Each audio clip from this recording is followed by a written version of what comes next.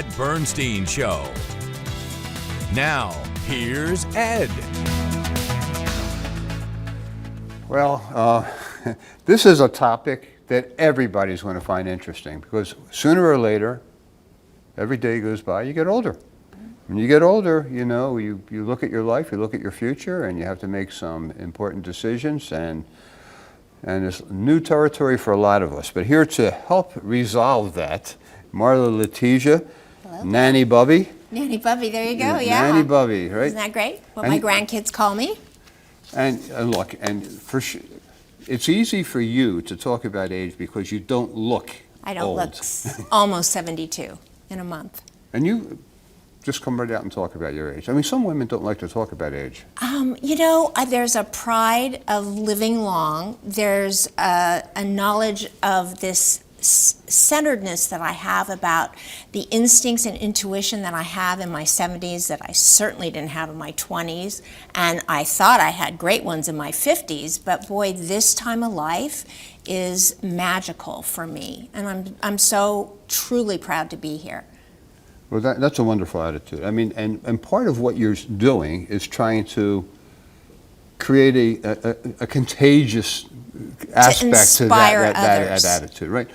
And I just want to add to that, it's about making growing older aspirational. It needs to take on a new thought process as part of the American culture. Everywhere in the world, Japan, China, Cuba, South America, Europe, those that are growing older and have the wisdom to share to help make everyone more successful and happier in life are honored, are revered. And in America, we have such a strong anti-aging society that you're embarrassed to say that you're older. There's no value being given to us by the younger people, it feels, and we observe that. And so it's about changing this American culture on both ends. Yeah, and so in a way, it's like the last group that gets discriminated against. Yes, it's ageism. Right. It's ageism. It really is, and it's horrible to see. I mean, all one ever has to do is take a look at the Medicare commercials that you know, they're so demeaning and diminishing of who we are. In fact, that's what started this whole thing for me. What, seeing the commercials? Well, what happened is I had just returned from an evening of my 50th class reunion in which we were outside at the patio of Spanish Trail, about 150 of us. It was a beautiful October night, and everyone just had energy, and there were a few people that were a bit unhealthy, but were dealing with it in positive ways. It was clear that everybody had lived through their midlife crisis and had gotten through it and were better because of it, something we also need to talk about. And I left just on a high, and I went home, and I've never thought of myself as a quote-unquote senior citizen. I never, you know, and I sat down on the couch to watch TV. Ed, I have no idea what I was watching on TV to unwind from the evening, but what I do remember is a commercial came on promoting call now, call 1-800. It's a toll-free number, as if someone doesn't know that 1-800 is a toll-free number, for Get Your Medicare Plan. And it was 150 people out on a patio that were dressed in clothing that looked like my grandparents' generation, that were acting like my grandparents, nothing like the 150 people I just left on that patio. And they were given lines to say that made them look like they had lost 25 points in their IQ from the time they were 45 to 65. And if that wasn't worse, the announcer had a sing-songy, kindergarten-like, you know, talking to them voice as if they were in kindergarten. He was talking down to them, and the camera angle was looking down on them. I saw that. It made me angry. I went to bed, didn't think nothing of it. But over the next couple of days, I began to fall into not a clinical, but a feeling of worthlessness, depression, irrelevance. And I went to chair a meeting that I have chaired for the last 20 years and walked into that room and suddenly felt like I had no business being there, that everyone in the room was looking at me and wondering when I was going to get in a box and move out of the lane. And the irrelevance just took over me. I was going to be 70 in just a couple of months, and it took me 6 months to work through that because I began to question my relevance in life. You feel that there's defined stages in life. Oh, right? yes. 4 of them? Yes. How do you break them down? This is one of the greatest things. Yeah. Because when we get people to understand this one aspect of living long, they're so open to it.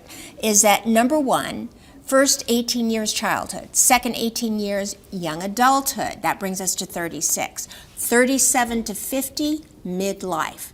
Now hear what I just said, 18, 36. Midlife is the shortest era of your life. It's 13 years, 37 to 50. 50 on, you are living in your long life era. How do we know? What'd you get the week of your 50th birthday? Party. Pardon? A party. I thought you said a pardon. Yeah. No, you got AARP magazine in the mail, right? And though we denied it and threw it in the garbage, and we were just horrified when we received it, at 55 we started taking our quote-unquote senior citizen discount at the movie theater. Here's the thing. When we cross over into our long life era, we have 50 years of life left to live, potentially. And thinking of your life instead of, oh my God, I'm getting old, and oh my God, I didn't do, in the first 50 years what I wanted, and then you're probably in the middle of a midlife crisis at the time. It takes about 10 years to get out of that midlife crisis. Suddenly you're finally 60, and suddenly you look backwards and say, I'm a loser, I didn't do what I wanted to do. And you don't realize that you have a potential of having nearly 40 years left of life to reinvent yourself as easily and probably much easier than you did when you were younger. It seems to me that most people, when they look forward to what those years look like when they're in their 60s, 70s, 80s, they're concerned, well, people that I know, they're depressed, they have medical issues. Depression will cause medical issues. And vice versa, right?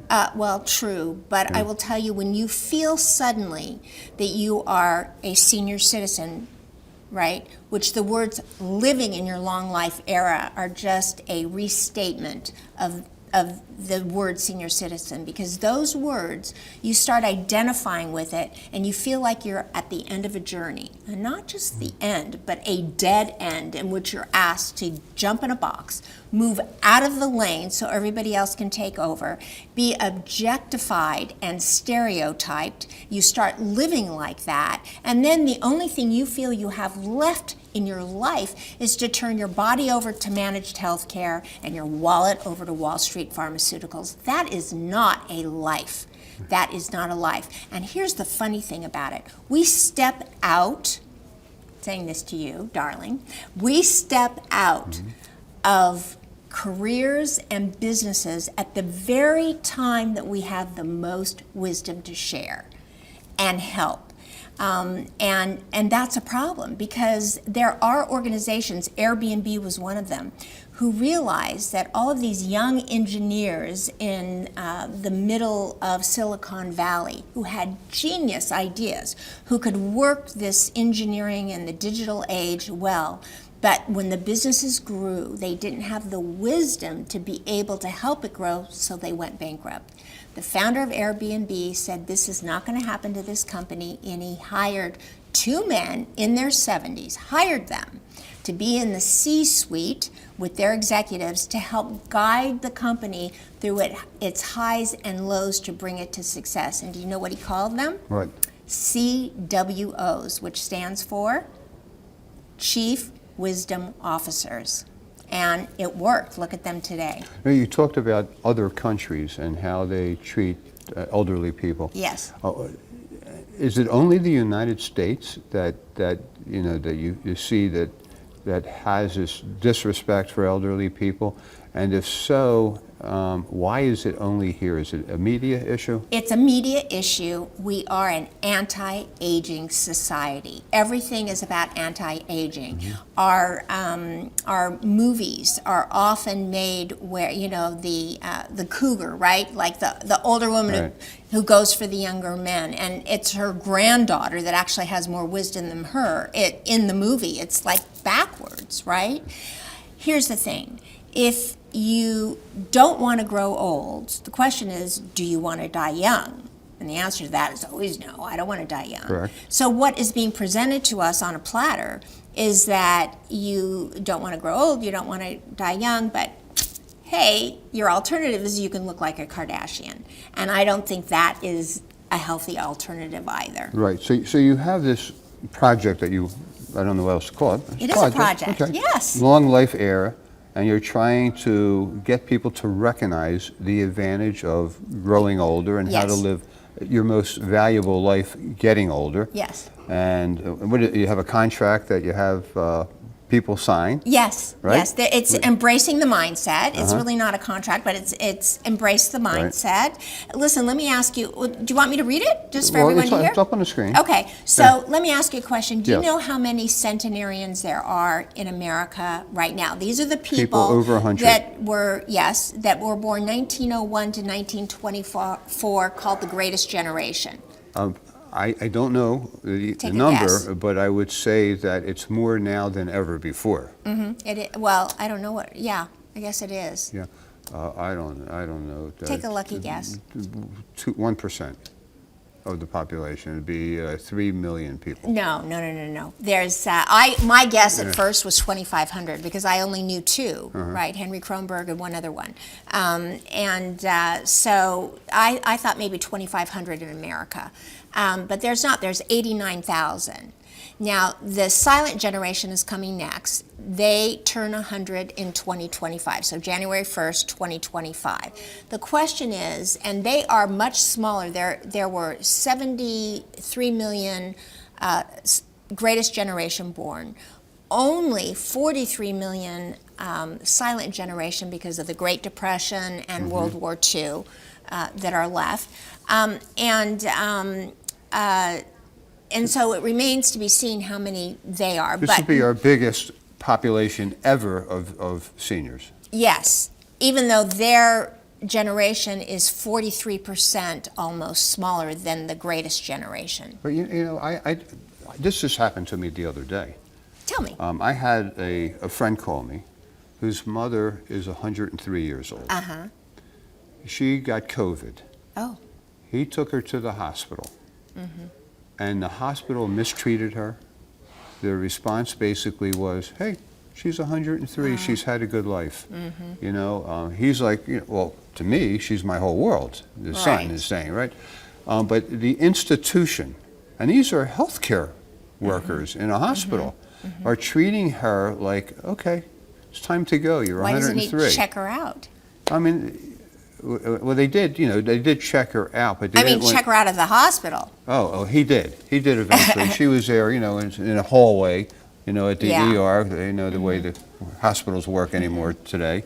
And but that's the way she was treated. The hospital would have treated her that way if she were 83 too, or 93. And possibly we're at risk ourselves because it might happen to us at 73. They turn, they look at the age, and they think, because they don't recognize that they will be there one day, number one, and number two, they've never been told by us that there is value in sharing wisdom. Wisdom cannot be taught, it can only be shared. And so it is really our responsibility as part of this baby boomer generation now. We have we were revolutionaries in the 60s, right? We changed the world. But this is the last revolution that we have as a generation, is to bring about a love of growing older and a love of sharing of wisdom and a respect that goes with the territory, just like the rest of the world.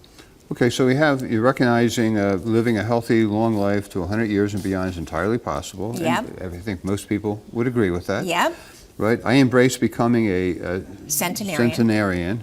is part Art, and which is a part mindset. science. And the science is how you care for yourself, what you eat, how you exercise, what your lifestyle. The science is your lifestyle. Right, and so explain the art part. Okay, so let me tell you. Life insurance salesman comes to your house, you're fairly young.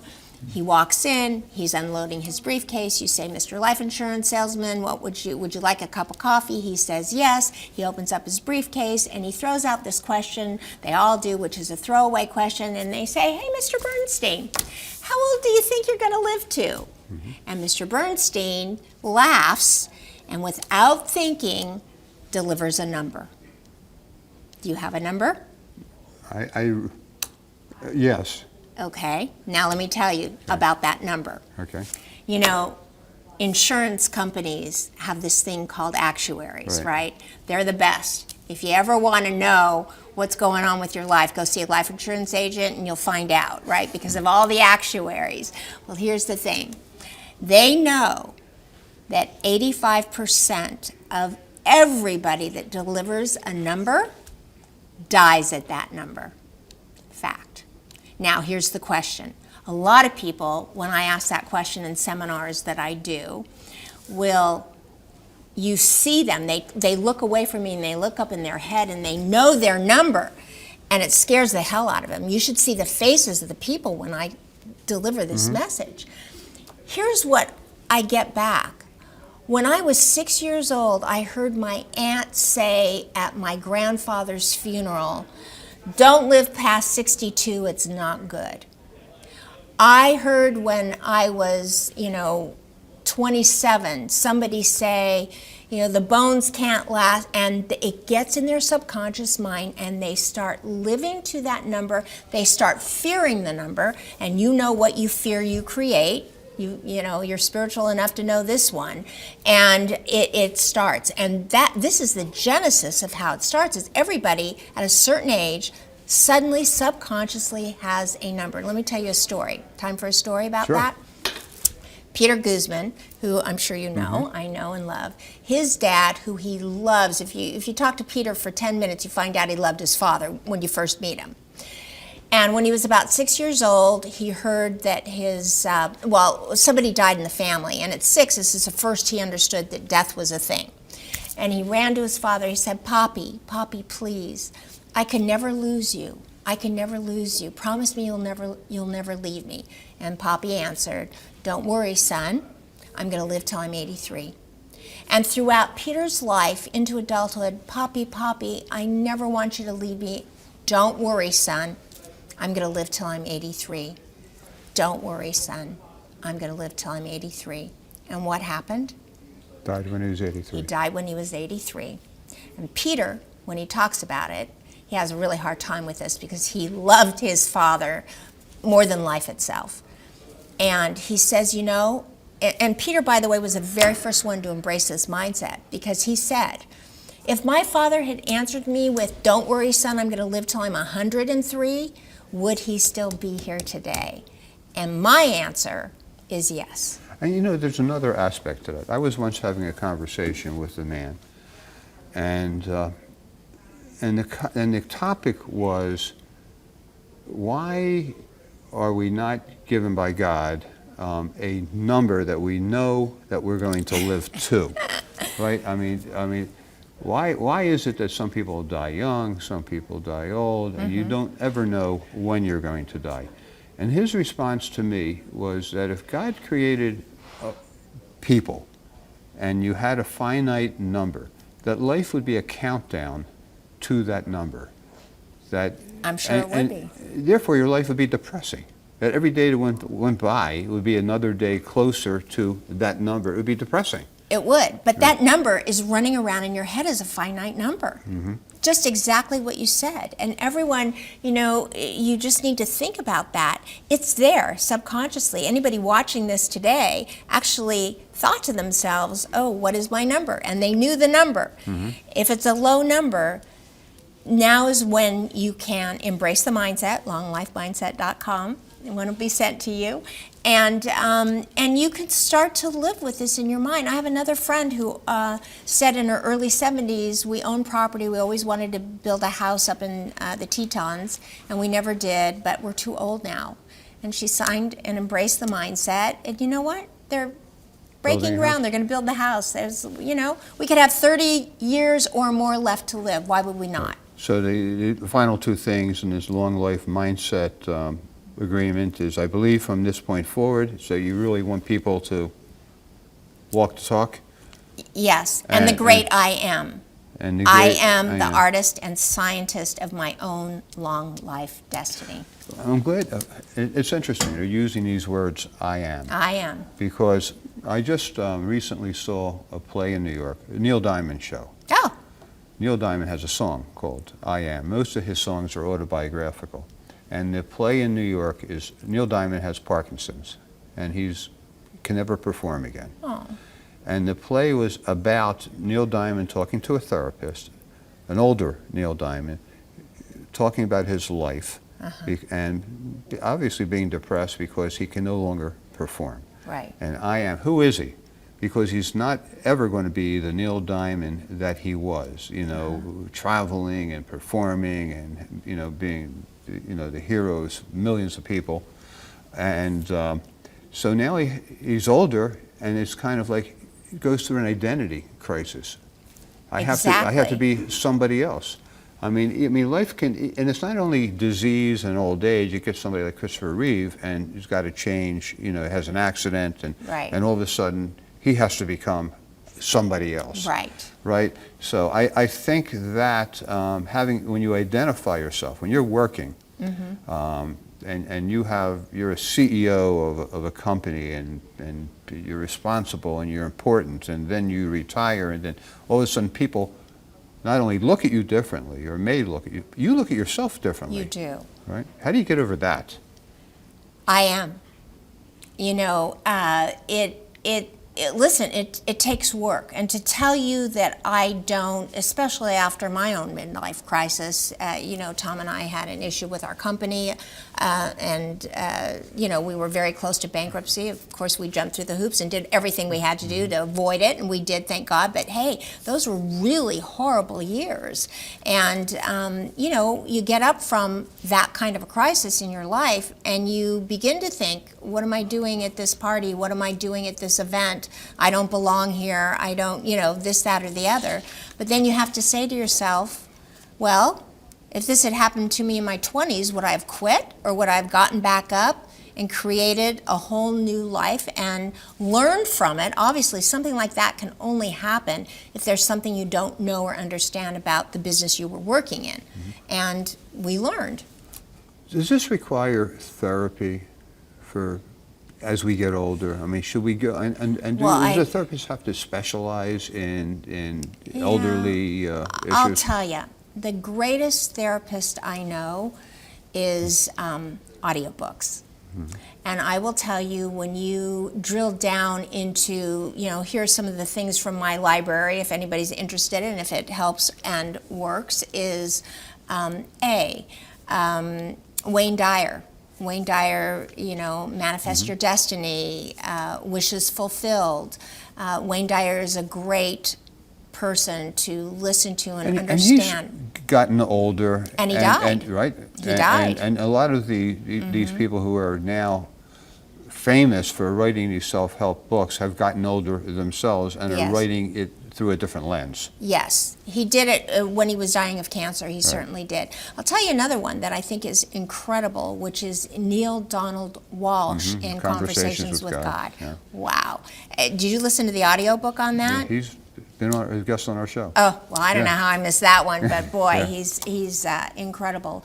And Neville Goddard. Mm-hmm. Neville Goddard is just an incredible. So, and there's lists and lists and lists and lists. Rhonda Byrne on, with the Secret and the Magic.